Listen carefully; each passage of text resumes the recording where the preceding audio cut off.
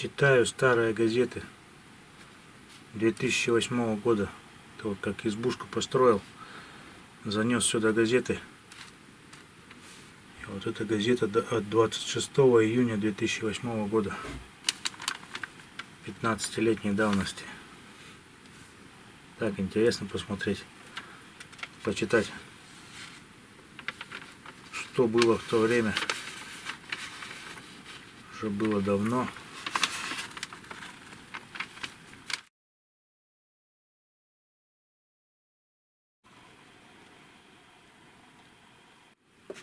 Собаки выспались, все уже играться начали в избушке. Время 8 час.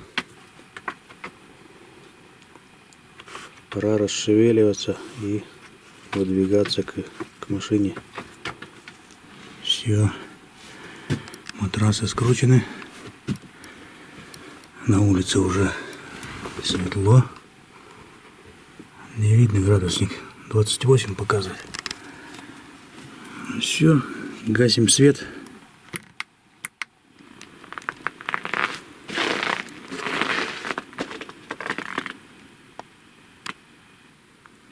Собаки уже умчались к машине.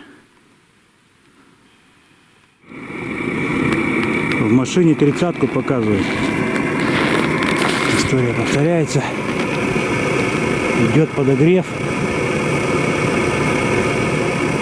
Подогрев подогрева, так сказать. Насосика, который идет на подогрев. Из бака качает. Я пока в ожидании. Сейчас подогрев заработает. Потом еще подогрев будет с полчаса молотить. Потом только заводить буду. Собаки где-то мчались по дороге или в одну, или в другую сторону. Ну, посмотреть можно, где они находятся. В принципе, это не страшно. Прибегут. Собаки кого-то держат, кого-то облаивают. 830 метров. Еду в обратную сторону. Не туда, куда мне надо. Сейчас посмотрю, кого они там облаивают. Поднялся я, в общем, в гору, где должны были собаки находиться. А там просто уже связь потерялась с ними. Пошел дальше по ихнему следу на гору. Думаю, почему-то все уже дальше не отмечаются они у меня на приборе. Ну и шел, нету. Я уже прошел их значки, где они должны были быть. Гору уже перевалил, и тут связь промелькнула, видать, и они оказались в 2 километрах 600 метрах от меня дальше. Ну, то есть они крутились, пока я машину подогревал. Побежали, не туда, куда надо мне. Я-то рассчитывал в другую сторону ехать, но я сейчас и еду туда. И ломанулись в обратку вообще, куда я не хожу даже. Там нынче дорогу сделали лесозаготовители. Туда я не собираюсь за ними ходить, выискивать их. Сегодня они отоспались в избушке и, видать, сил накопили и чесанули, куда глаза глядят. Я рассчитывал, сейчас их в машину посажу до путика. По путику пройдем, опять в машину их и до следующей избушки, чтобы лишний километраж им не наматывать по морозу. Ну, раз так хотят, пускай бегают за машиной, теперь выискивают, где хозяин. А до следующей избушки тут отсюда только 10 километров. По путику иду. Короче, до собак, до фарта прострелило 6 километров, 780 метров. И все, сколько иду, больше изменения нет. Связи с ним нет. Оленьи места. Северный олень здесь любит проходить. Здесь ягельники. И он здесь копытит частенько. Даже стрелял здесь рядышком. Давно уже. Соболек бегает. Сейчас Сейчас тут уже к капкану подхожу. Начинаются капканы. Связь пробила в очередной раз. 3 километра до собак напрямую. Но они побегут по дороге в полукруг. Поэтому это для них будет дальше. До меня километров 5 с лишним. Ну, а я проверяю капканы. Капканы смерзлись. Даже несмотря на то, что под крышей. Потому что дождь был. Вот там большой такой чир образовался. Вот корочка. Идешь, он хрустит. Еще мороз. Слышимость за километр. За километр все вокруг меня разбегается. Соболек бегает.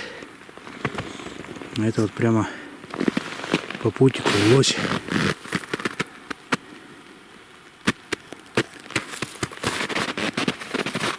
Прямо по тропе шел. Вот так вот теперь текло. Вот сосулька на капкан. И здесь сосулька на капкане. Сейчас буду расшевеливать. Я все капканы расшевеливаю после такой оттепели. Это обязательная процедура. Хотя вроде крыша, все, на крыше уже снег был. Но сильная оттепель, что даже дождь был со снегом. Пальцами вот так перехватываешь, давишь на дужку. Ничего себе, тут тарелочка вообще наглухо примерзла. Хоть слон топчись. Еще раз затягиваем.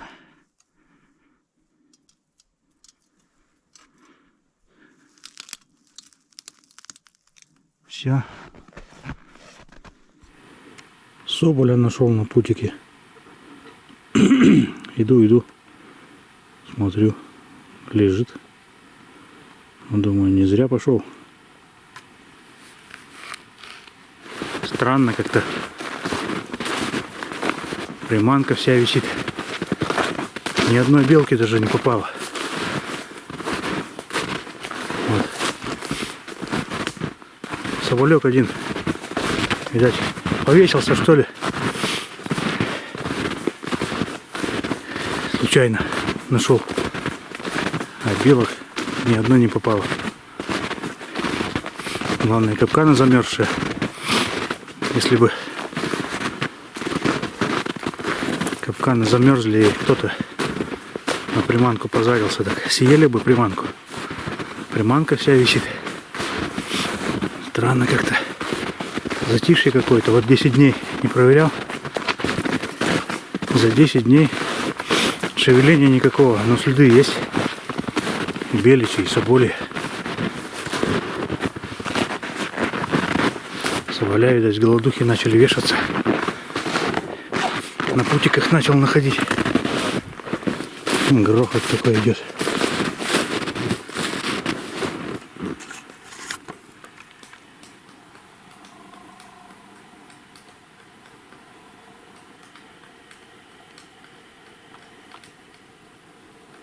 Соболь вот котяра пробежал. Поверху идет.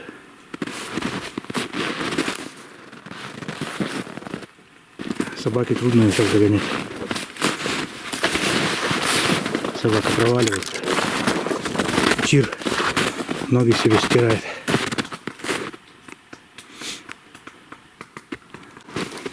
Ну вот, одна белка попалась на всем путике. Это в самую оттепель, видать, на следующий день после того, как я уехал. Вот она залезла.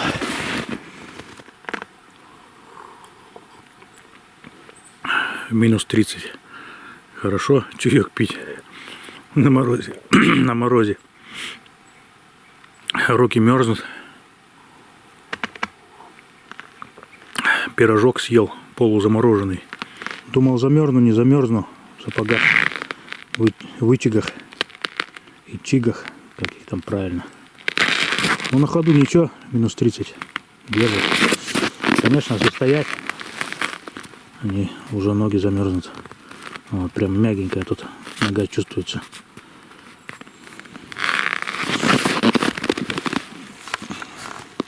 Чай попил. Все, сейчас все в кучу. И иду к машине. Собаки там заждались, наверное, уже замерзли. На месте сидеть. Свернулись, наверное, калачиком в снегу. Я же смотрел по навигации-то. Они подбежали. Ну, по моему следу подбежали до машины. Пулька еще метров 100, наверное, пробежала по следу, по-моему. И тоже думает, ну ее нахрен, фарт не бежит, возле машины сидит. Ну и тоже вернулась к машине. Оба сидят сейчас там, ждут. Вот кедровка сколько прячет запасов. Вот она же не все их находит. Часть их прорастает кедрами. Вот она выкопала остатки орехов. Скорлупа осталась. И вот до сих пор же даже ученые не могут точно сказать, как она их находит, свои запасы. Вот она всю осень орехи эти прячет. Тысячи у нее этих закромов. Потом зимой вот она как-то их отыскивает. Чутья у нее нету. Ну такого, как, по крайней мере, как, допустим, у соболя, там, ну, у зверей. Птица, она не так развита. Остается то ли память такая у нее, то ли что-то еще. Никто пока точно сказать не может.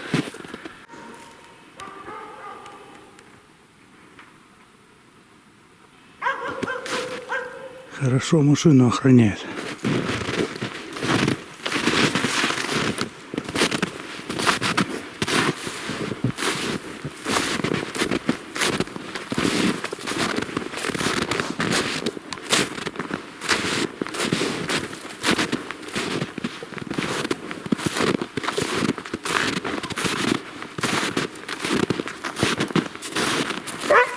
Вы тут какого хрена сидите?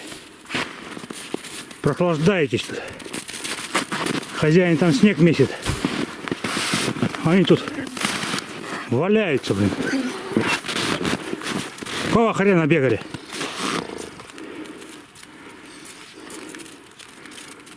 Вот пеший билет заработали. До избушки. Побежите пешком. Чтобы энергии у вас было поменьше. Самостоятельно бегать. Будете вслед за хозяином в следующий раз бежать. Они сами по себе.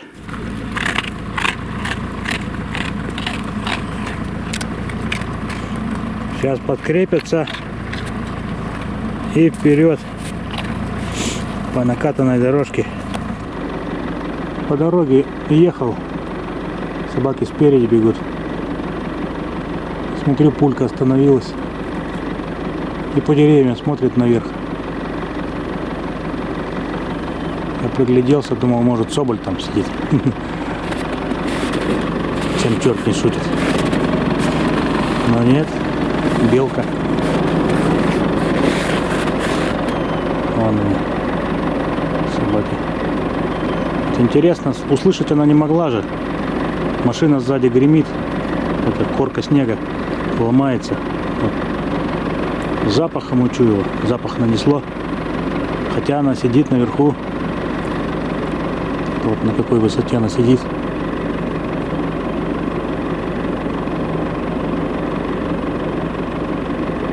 Вот запах хватануло. Все, остановилось. Ну все, мы ее стрелять не будем. Нахрен белок, нам еще не хватало стрелять сейчас. Пойдем, Пуля. Пойдем. Пойдем. Хорошо, сразу уходит от белки. Фарт по каким-то следам ломанулся с дороги. Я вот на перерез ему на другую дорогу выскочил. Но следы идут дальше. Связь потерялась с ним, с ошейником. Следы идут дальше, он туда, на гору. А там дальше уже пупок. И уже связь, видимо, не берет. Ну, смысл? Я что-то не пойму пока. Олени это или лоси. Если олени, то смысла нету. Они под собаками не стоят. Лось что-то сейчас тоже под собаками почему-то не стоит.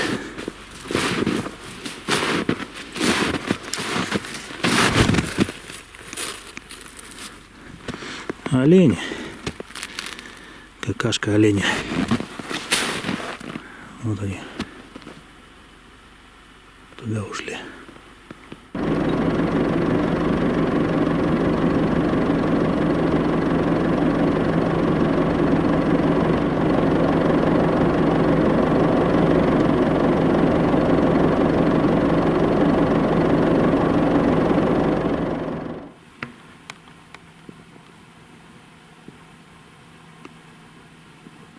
Водички набрал. Пришлось кружку дочерпывать. Пол ведра только там набралось. Тут уже мелковато.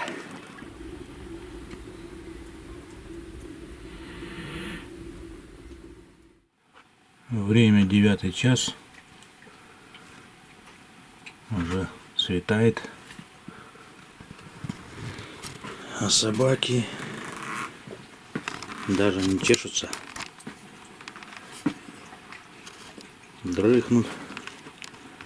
Ухайдокались вчера.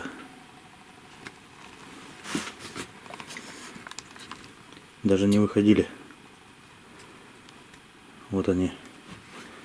Вчера Фарт выходил вечером по нужде. А пульку я как запустил с вечера. Вот она уже больше 12 часов лежит. Дрыхнет. Переворачивается только сбоку на бок. Капкан белочка попалась. Пулька там кого-то облаивает. Только что залаяла. Вон там.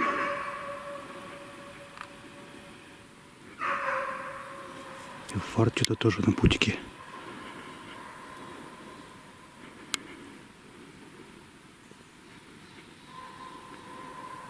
А сейчас вот так, только от избушки вышел. Первый капкан. И там волчий след. На путик вышел. По путику прошел немного. Ну, уже старенький такой. На путик вышел. И перед самым капканом почуял вот это железо. В сторону прошел. Дерево обогнул. Но за дерево ему не видно было. Что там такое. Посмотрел. Обратно вернулся. И прыжками в другую сторону. Обошел немного и опять на путик вышел. И опять по путику пошел, но там дальше уже не видно было следы. Там собаки затоптали. Лосями все исхожено. Соболя следы тоже свежие. Но непонятно какой свежести. Потому что снега давно не было. Но даже если Фарт где-то облает лося, если он будет стоять под собакой, то подойти проблемно, потому что снег весь шуршит, корка, чир. Вот идешь, он весь хрустит. Вот, кстати, след соболя.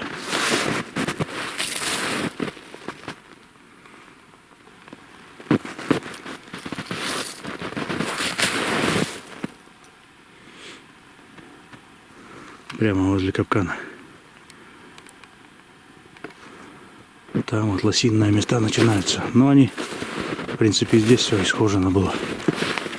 Там он, почему-то они всегда любят толкаться Там корма, видать, много. Хотя и здесь вот тоже поваленных много вон деревьев. Вот они ходят, грызут этот лишайник. Думал, у меня тут соболька облаивает. И тут белку опять на путике прямо. Все, пойдем дальше. Пойдем. Сойка откуда-то в наших краях. Сойки они у нас южнее. А к нам что-то они как-то забрались. У нас кукши в основном. Не в основном, а кукши. А соек я вот первый раз вижу, чтобы сойка у нас была. Вторая сойка уже. Вот они. Голубое перо на крыльях. И голова немного другая. Как с хохолком вроде. Но они чуть покрупнее кукши. Иду на лай. Фарт по распадку, поэтому ушел вверх. 600 метров. Там где-то лает. Слышимость хорошая. Пулька подключилась. Подбежала.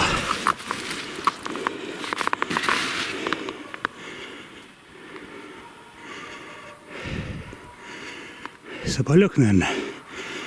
Или глухарь. 700 метров я сюда полз. В горку по буйрому. Чтобы прийти к белке. Полчаса потратил, чтобы сюда идти. Потихоньку подходил. Сначала думал, может, по лосю. Лосей, может, семейку облаивает. Потому что так рьяно потом взялся лаять. Так сначала не уверенно, потом, ну, думаю, сначала по соболю думал. Соболь, наверное, зашевелился, вот он начал уверенно лаять. Думаю, так далеко он не должен белку облаять. А он тут по следам шарился, видать. И белка тут. Все, он тут. А вот давай ее облаивать. А это подбежала. И тоже так уверенно, как будто она там все. Как минимум соболь сидит. Или глухарь. Я уже подкрадывался потихонечку. Думаю, ну, в последнюю очередь уже подумал про глухаря. Ну нет. Оказалось, вообще белка. Вот метров 300 оттуда пришел. Через эти ветровалы. Моя задача теперь вот до этого косогорчика дойти. И вдоль него там меньше ветровала. Выйти на путик. Путик там он под горой. Ну тоже метров 300-400 еще. Остановился чай попить. Разжег костер. Пока разгорается. Посмотрел. Фарт уже почти 2 километра отсюда. Стоит, кого-то лает. Кого он там лает? После этой выходки веры как-то нету. Будешь 2 километра сейчас ползти по этим ветровалам. А там опять белка окажется. Да и смысл 2 километра туда идти. Я-то сейчас в обратку вообще пойду. Намеревался идти. Сейчас не знаю, пообедаю и посмотрю.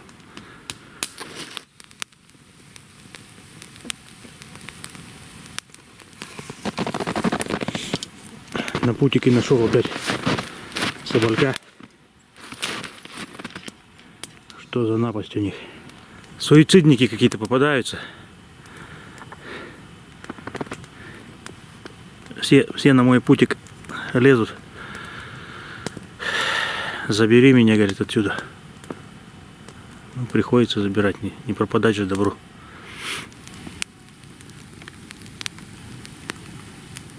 Перчатки отсыревают. Надо было запасные взять. До этого брал, а тут что-то сунулся. Нету запасных. Сейчас вот сухие одел, все. Со снегом постоянно возишься. Вот сейчас для костра ветки эти ломал, они в снегу. Руки опять сырые. Потом идешь на ходу, они вроде высыхают. Вообще руки как как радиатор, наподобие радиатора. Вот даже в мороз можно в таких вот перчатках обходиться. Если сам тепло одетый, как бы жарко, а через руки тепло выходит. Ну, мороз какой? Мороз градусов 30. Можно, вот я сегодня даже суконки не одевал, вот в них с утра как вышел, 30 градусов с утра было. Сейчас не знаю, может 25 есть. Фарт пришел.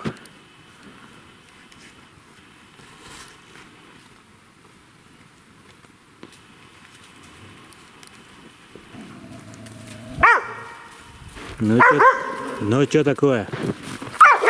Что такое? Нельзя. Вот мода у нее. Все ее. Хозяина не подходи. Хозяин мой. Если в машину ее раньше сажу, но обычно ее раньше закидываю. Ну, то есть она запрыгивает в машину. Потом фарт запрыгивает, она на него также крысится. Все, место мое. Не смей претендовать. В избушке тоже сейчас вот место первое займет. Потом он заходит. Тоже на него вот так вот кидается. Собственница. Ну чё? Кого белок опять облаял?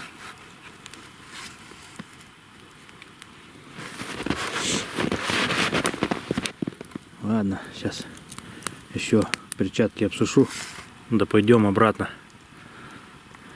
Перчатки еще сыроватые. А то фарта. Лапы слабые. Сейчас вот чир. И вот насколько он лапу сбил. А вон в крови прямо. Он бежит, у него след весь кровавый. Прямо брызги крови. Олени запасы свиноставки съели. Вот. Орешки олени помочились. Это вот то, что она спрятала в корневищах. Вся вот эта трава сухая. Вот олени ее поели. Свиноставка много таких запасов делает. Сама она все не съедает. Свиноставка часто вплетает в траву эти стебли шиповника. Ну, видимо, с той целью, чтобы копытные не поедали другие звери. Но, тем не менее, как видим, это не мешает съедать. Пулька он. Похоже, белку опять. Зашли в такое место. Живой лес, кусочек живого леса среди горельника. Здесь и лось, и олени частенько останавливаются. Лёжки у них часто здесь бывают. А дальше вот так вот горельник. Туда горельник и в другую сторону горельник. Медвежья шерсть на елке. Вот он везде терся.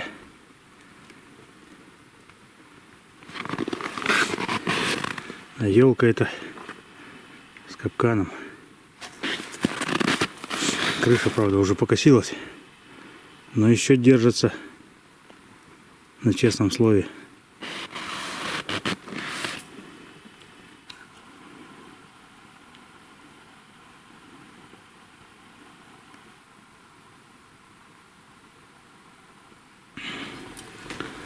Поставил себе супец с глухарятинкой будет. Собакам каша, как всегда, с соболем. А сами собаки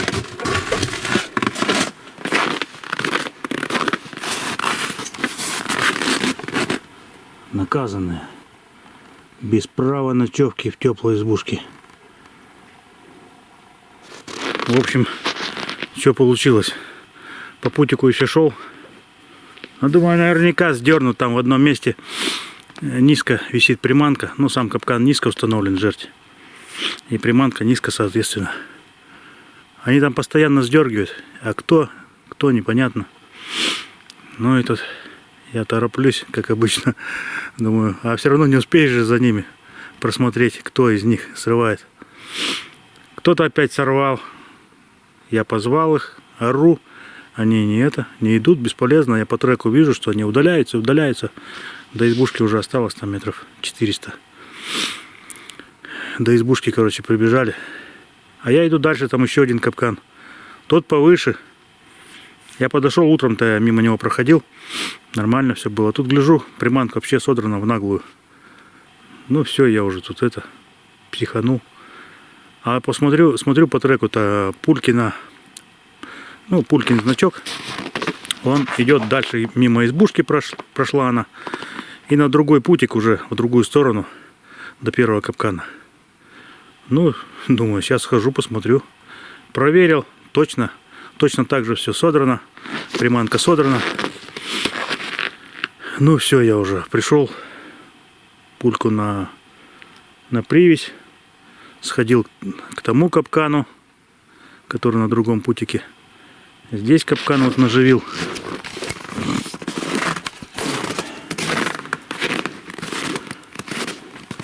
Здесь ее воспитал, там воспитал.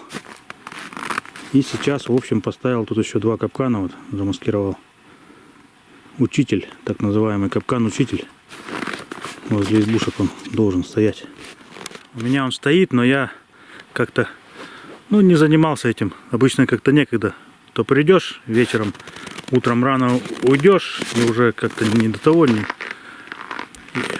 чтобы капкан насторожить внизу под этим. А потом как-то и думаешь, а если где-то что-то задержишься, а собаки прибегут без тебя в избушку, попадутся и, короче, лапы отморозят, ну и так вот. Короче, так и не настораживал. Ну, сейчас, думаю, надо по-серьезному уже браться, потому что это уже не дело. Сейчас вот насторожил, если вот вечером кто-нибудь из них сунется, сразу будет слышно в избушке. Потом, что касается хвата, сейчас вот в избушку забежал он, ну я ошейник с него снял. Он зашел в избушку, прошмыгал все. Что съестного, кашу-то они доели уже вчерашнюю. Может, что-то еще есть. А тут на нарах хвостик беличий лежит. Ну и я его хвосты беличьи в лесу, когда приманки настораживаю беличьи, хвосты сразу отламываю мороженое. Они мороженое легко ломаются. Отламываю и приношу в избушку, сразу их обдираю. Ну, чтобы потом не заморачиваться. Хвосты же отдельно можно сдавать. Сейчас в основном хвосты издают беличьи. Шкурки-то по ту же цену, что и отдельно хвост. Ну и принес сюда хвост. На нары сразу положил, пока шель-шевель тут по избушке. А вот гляжу, только забежал в избушку, сразу хвать. И побежал вроде как. Я заорал на него. Еще тут маленько ему досталось на улице. Ну так, он уже убегал тут. Беспардонно уже, короче. Они, видимо, белок, они уже воспринимают как свою пищу законную. В избушке лежит, даже на нарах. Все, значит, надо съесть. Все это утащить и сожрать. И что, по приманкам, видимо, привыкли уже где-то сорвать, сожрать. Также и вот на нарах в избушке лежит, значит, надо сожрать. Это же белка, значит, это их еда. Как вот можно на маленькой печке столько сварить? Вот я сейчас поставил, что чайник у меня вскипел, я его сюда убрал, туда поставил кастрюлю с супом себе. Здесь собакам варится. Здесь у меня поджарка сейчас будет готовиться. Лук жарится. Здесь вот кисель поставил. Вот. Самое главное, вот ширина, чтобы была ширина печки нормальная, высота наоборот пониже, чтобы лучше варилась. Бывает, смотрю, вот высокие печки и узкие, это вообще ни к чему. Варит хуже высокая печка, и на узкую печку мало что можно поставить. А вот что касается собакам варева, Что касается варева собакам на костре, я где-то уже в видео говорил, по-моему, про избушки, что я уже давно ушел от этой отсталой технологии варки собакам.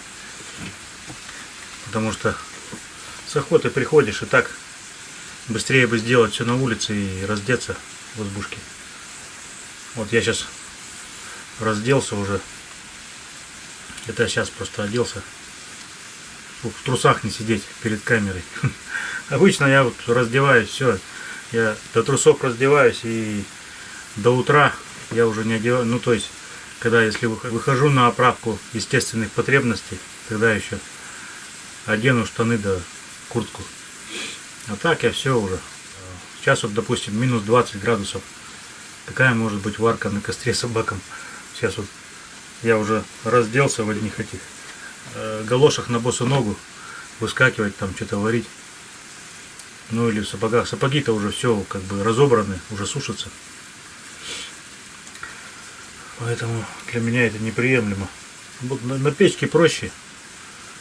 Намного проще. Вот этой кастрюли хватает как раз на сутки 2 собакам. Да и насчет дров. Опять же большая экономия. Сколько тут в избушке спалишь их. Тут заодно избушка прогреется, пока варишь. А потом, когда уже все сварится, я закидываю таких вот толстых. Ну, такая не кондиция. Получурки всякие. Вот до сих пор еще от строительства сжигаю. Находятся то там, то сям.